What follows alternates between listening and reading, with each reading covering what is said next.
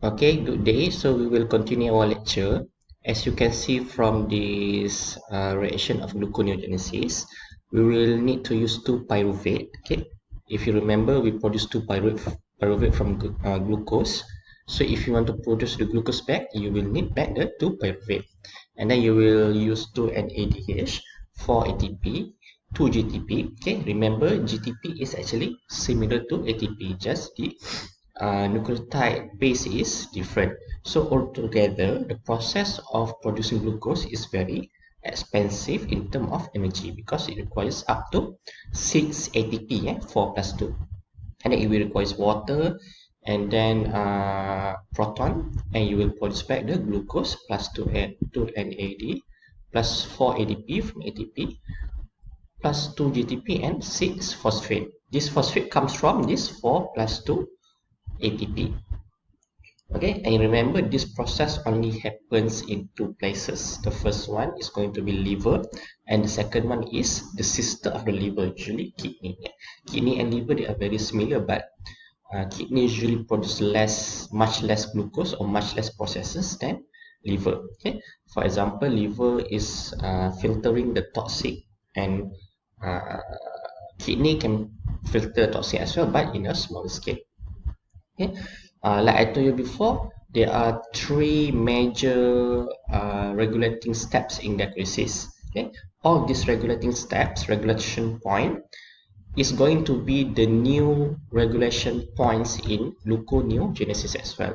But instead of three, it will need four new steps to avoid this irreversible step. Okay, so we take a look at this picture first. Like we learned before, the first step is the regulation point of glycolysis, and then the third step, right? And then the final step, which is step number 10. Okay, and as you can see from here, from pyruvate to phosphoinopyruvate, it requires two steps. Okay, pyruvate to oxaloacetate first before it becomes PEP. So that's why instead of 10 steps for glycolysis, gluconeogenesis will need 11 steps. Extra one step here, and all the regulation points of the gluconeogenesis is at the same points of glycolysis, okay, which is this point, the first one, and then the third point, and then the first point. Okay, but because this step, there are two steps, so the regulation points becomes 4. Okay, because this is 2, 3 and 4 instead of 3 steps like glycolysis. Okay, so you understand. If you don't understand, you can come and see me always. My door is open. So it says here gluconeogenesis occurs when pyruvate kinase, PFK, the third step, and hexokinase, the first step, are relatively inactive. Because if they are active, means that the glycolysis is happening. So when they are inactive, means that gluconeogenesis is happening. They cannot be active at the same time, and gluconeogenesis happens at the same time. Otherwise, why would you produce glucose, produce pyruvate, and at the same time you are breaking down again? So it becomes what we call as full cycle. In Malay, we call it as cycle sia-sia. Okay, if we want to produce glucose, we just produce glucose. If we just want to break down the glucose, we just break down the glucose. And as I told you before, making glucose is expensive, up to 6 ATP. Synthesis of 1 mole of glucose from 2 moles of pyruvate needs 6 moles of ATP. Gluconeogenesis enzymes are cytosolic, means they all in the cytoplasm. Remember, glycolysis only happens in cytoplasm because they are anaerobic reaction. They don't have to have oxygen. Okay, so all of them happens in the cytoplasm except for these two enzymes. The first one is glucose 6-phosphatase. Okay, this one is the one that is responsible to cut one phosphate from glucose. This one, cut one phosphate from glucose and produce glucose, so the glucose can go out from the cytoplasm and enter into the blood vessel. And the second one is, what is it? Pyruvate carboxylase, which happens in the mitochondria. Okay, this pyruvate carboxylase pyruvate needs to enter mitochondria first, and then it needs to produce the oxaloacetate.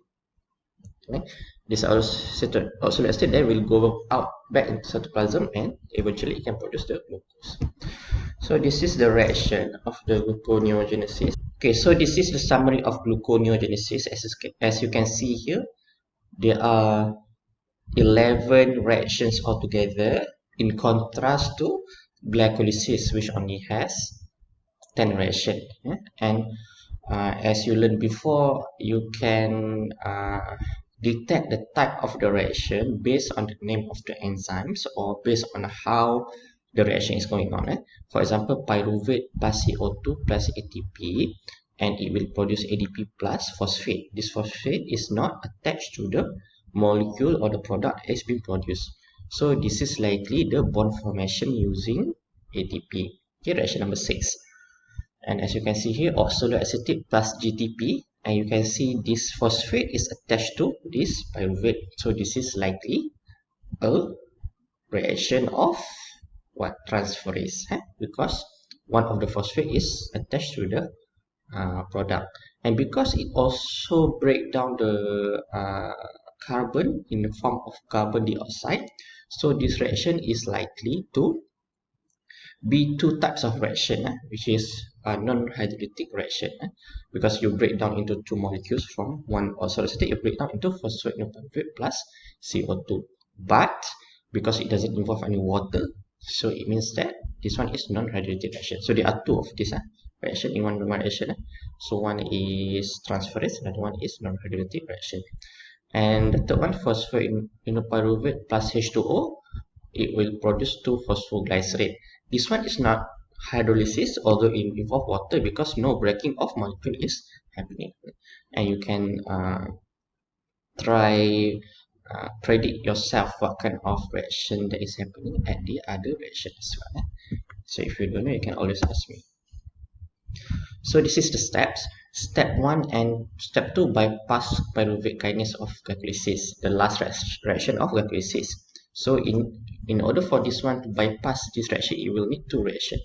Cleavage of 2 ATP are necessary, goes through an oxaloacetate intermediate. Okay, so pyruvate plus bicarbonate. Okay, this is actually CO2 plus ATP.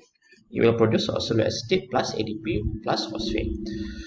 And then this oxaloacetate inside the mitochondria, this one needs to enter to mitochondria first. Okay, it can react with GTP, another form of ATP, and form phosphovinopyruvate plus GDP plus CO2. Okay, two reaction. And this is the regulated points of gluconeogenesis, both of them, not only one like glycolysis. Okay, you can try answering the question yourself. Okay, so for step 1, this one is the last step in glycolysis, but in gluconeogenesis, this is going to be the first step. Okay, so they are in contrast of each other. It will happen in mitochondria. Pyruvate enters the mitochondria via a transporter. So pyruvate plus ATP plus CO2 plus H2O, you will produce oxaloacetate plus ADP plus phosphate plus 2H plus. It catalyzes a metabolically irreversible carboxylation reaction. That's why it can react as a regulated points, because the negative delta G is very high. So in order for it to reverse the reaction, it needs to use a different enzyme, different pathway. Okay, because the energy is too high for the reverse reaction to happen. So the reaction type is synthesis of carbon-carbon bond using energy of ATP hydrolysis, because of the reason I told you before. Okay? As you can see, the phosphate is not attached to the product. Okay? So it's a reaction type number 6. It is activated by acetyl-CoA, allosteric activation. Allosteric means that anything that is binding to the enzyme is not binding at the active site. It's binding at the specific site in the enzyme. That can cause the change in active site. Right? So it is activated by acetyl-CoA, because acetyl-CoA is the substrate for the reaction, it's not a product. So if the product can inhibit the enzyme, we call it as feedback inhibition. Accumulation of acetyl-CoA from fatty acid oxidation signals abundant energy, lots of energy, because you break down the fatty acid, and it will direct pyruvate to oxaloacetate for gluconeogenesis. So if you have a lot of substrate, you will want to push the reaction forward to use the substrate, or in this case is acetyl-CoA. So the reaction of producing glucose is higher, because you have a lot of the thing that can be used to produce the glucose. So step 2 is for phosphorylpyruvate carboxylase kinase. Okay? Step 1 and step 2 is actually one step in glycolysis. So it happens in cytosol, okay, because just oxalic acetate already transported out from the glucose and from the pyruvate, from the mitochondria. So oxalic acetate gets reduced to malate in mitochondria, which can diffuse out of the mitochondria to the cytosol. Malate then get reoxidized to oxalic acetate. Okay, remember one of your colleague was asking about the malate reaction, okay, in the gluconeogenesis. So this is where we reach the point of malate. We never see malate in gluconeogenesis in this one. Okay, we didn't see any malate because malate is only a transient product. Okay, so what happened is it says here oxalic acetate, it needs to get reduced to malate first in mitochondria because oxalic acetate cannot cross the mitochondria directly. Okay, there is no transporter for oxalic acetate. So that's why malate, oxalic acetate change to malate, malate will go out of mitochondria in a special transporter for malate, and then this malate will be reformed to oxalic acetate. Okay, so that's why it's transient and we can delete this malate from the reaction. So it says here, associated to polar to diffuse out of mitochondria and they are not transported. Okay. Also in this reaction, a decarboxylation reaction happens in GTP. Donates a phosphorus group. Maybe two types of reaction. There are two types of reaction in here. One is the transferase. Okay. Another one is non-hydrolytic reaction. So this is the example of the reaction. Pyruvate will enter mitochondria first, and then pyruvate will form oxalic acetate. But this oxalic acetate cannot go out from mitochondria, so it needs to form malate first. So this malate can go out and form back the oxalic acetate before oxalic acetate can produce the next product of gluconeogenesis. And also, as you can see from here, there are extra reaction of oxalic acetate. You didn't see oxalic acetate in glycolysis, you only see them in gluconeogenesis. Okay, so the next step, this is not really a step 3, but we skip the others, okay, because the other steps are just similar to glycolysis. So this step 3, okay, and it is also, I think, the step 3 in glycolysis as well. So it is a this is a step 3 in glycolysis, but in here I think it's step 7 in gluconeogenesis, but we call them as step 3 because we skip the others. So fructose 1,6 biphosphate plus H2O, you will produce fructose 6-phosphate plus phosphate. Okay, because now here we have 2 phosphate, so we cut 1 phosphate, and it's a reverse for fructokinase. Based on this reaction, you can see that actually this is a hydrolysis reaction because it's involves H2O and break into several molecules. This is also irreversible reaction. Okay, that's why it's different from glycolysis. Okay, and it's a simple hydrolysis reaction.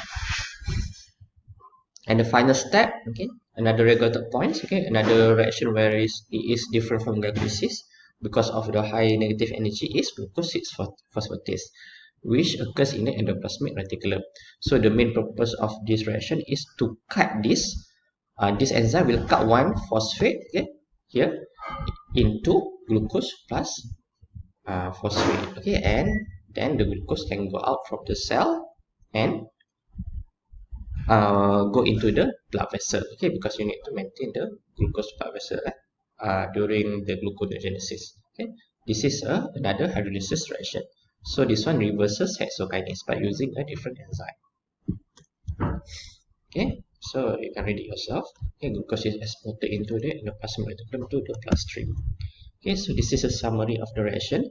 You can see from here glycolysis, and eventually it will produce the pyruvate. Okay, for the reverse reaction, pyruvate will enter into mitochondria first and then produce oxalic acetate. Before this, oxalic acetate needs to produce malate first to be transported out from the mitochondria, and then when it's transported out, can undergo the reaction, the reverse reaction, only will be different at the regulated points, okay, because they need to use a different enzyme. Okay, so this is the regulation I told you before. All the points in glycolysis, regulated points, they are also a regulation point for gluconeogenesis. When one reaction is active, okay, another reaction must be inactive for the reaction to go one way. Okay, it cannot be active at the same time. So we will continue soon. Thank you.